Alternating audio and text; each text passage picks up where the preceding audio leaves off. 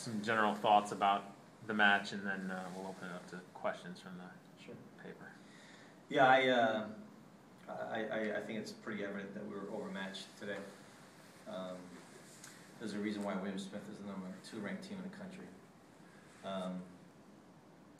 So it's disappointing to lose, but in reality, the better team won. They were very impressive from beginning to end.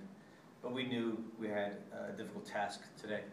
We knew we had to play mistake-free soccer and try to get one on break. But yeah, they were an outstanding team, and I expect them to go far. Coach, your defense was outstanding in their own right. I mean, other than the one goal, which was a good effort by the William Smith player. Your defense played really solid under an awful lot of pressure. Just talk about their effort today. Yeah, you know, it's because of injuries and other things have happened this year. We've experimented quite a bit all year long with our players in the back, and so yeah, I'm really proud of how they played. You know, we also talked about how we have to play. We have to really be. We have to play well defensively 1v1, because we knew that they're good at taking players on 1v1. But you know, we dodged some bullets there. I mean, I think they had a couple more legit chances.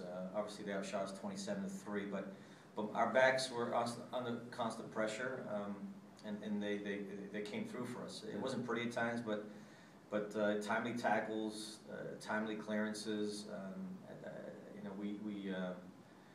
we certainly had our work cut out for us because of how dynamic William Smith is up top, and the movement of the midfields create a lot of problems for us as well. So from that standpoint, yeah, I'm proud of how our backs played. I thought Jordan Muse, our number 19, you know, in hindsight, I told my assistant coaches we should have started her as a center back to begin the game instead of a right back, because I thought she was a better matchup on this number 9, Dineo, Mutla. I thought Jordan in the second half really held her own against that player. Yeah. And coming into the game, what was your plan as far as attacking? I mean, this defense, they're just so aggressive at getting to the ball first, cutting off the attack at midfield early. And you know, we talked about just being smart defensively and being patient and not giving the ball away.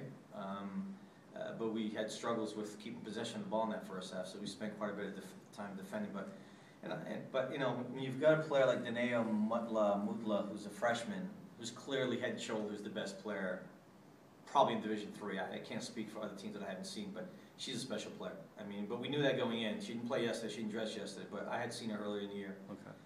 And we knew that you know, she can create problems for us because she's so dynamic on the ball. But when you've got a player like Dineo on your team, I mean, my goodness, wouldn't we all love to have a player like Dineo on our team? She's that special of a player. Yeah. Last thing for me is just a cap around your year. I think talking to your SID, 12th straight year to the NCAA is just a great run for this program, and you know, just to wrap up on the year for you. Yeah, you know, it's when you look back on it, I guess it is safe to say that it's an impressive streak thus far, because it's so hard to get into the NCAA tournament. Yeah. You know, we've been fortunate to win the AQ 7 times and get an at-large 5 times. We play a very ambitious schedule, a very strong schedule in New England, to put ourselves in a position to get used to these kinds of games, but before getting into these kinds of games, to hopefully get into the NCAAs if we don't win our conference tournament. And that's why we play such an ambitious schedule. We played Williams earlier in the year, and it was a great match. It was earlier in the year. We lost 1-0, and we were right there with them. But that's the reason why we put such a strong, ambitious schedule, is to give ourselves an opportunity to be considered for an at-large, and then to say we've been in these games, we've played these teams before, and so that's our goal every year. You know, we don't really focus on, you know, rebuilding. We just say we reload, and the torch is passed on to the new set of players. You know, we've got 8 seniors out there today. We've got 8 juniors, you know, and it's all about their experience. You know, the perfect example is Erin Colley, our goalkeeper. Yeah. You know, we didn't recruit her.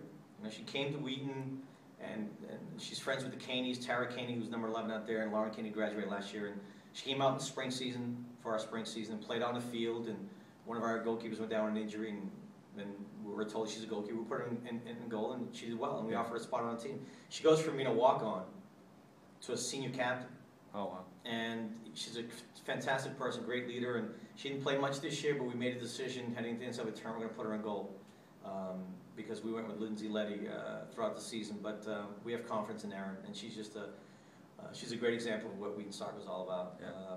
Just so loyal and committed to the program, and a great teammate. Right. All right, I think I'm all set. Thank you, Coach.